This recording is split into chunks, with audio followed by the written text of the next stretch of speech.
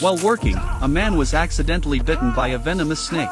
Seeing this, he quickly pulled out his phone to call for help, but in his panic, he fumbled and dropped it into a narrow crevice between rocks. With no other option, Jack desperately sucked the venom from his wound, then rushed back to camp while he was still conscious, fearing he might pass out and be devoured by wild animals. Soon, his breathing grew labored, and his vision blurred. Before long, he could hold on no longer and collapsed into unconsciousness. In his dazed state, Jack faintly sensed someone approaching. But instead of helping, the stranger took one look at his condition, then quickly walked away. All Jack could make out was a single, cryptic phrase. He's sick, let's go.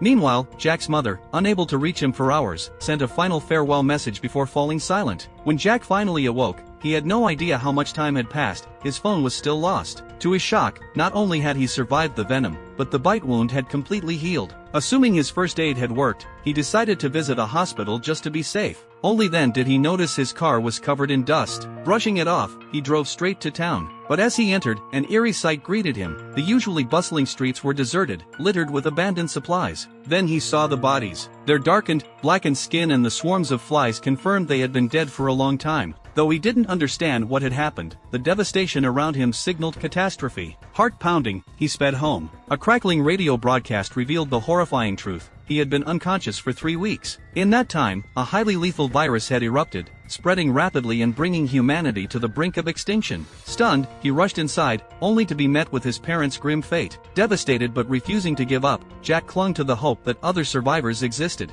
Yet after days of searching the town, all he found were ruins. Determined, he headed for the city, but it too lay silent and abandoned. Defeated, Jack wandered aimlessly through the empty streets, until suddenly, a voice called out.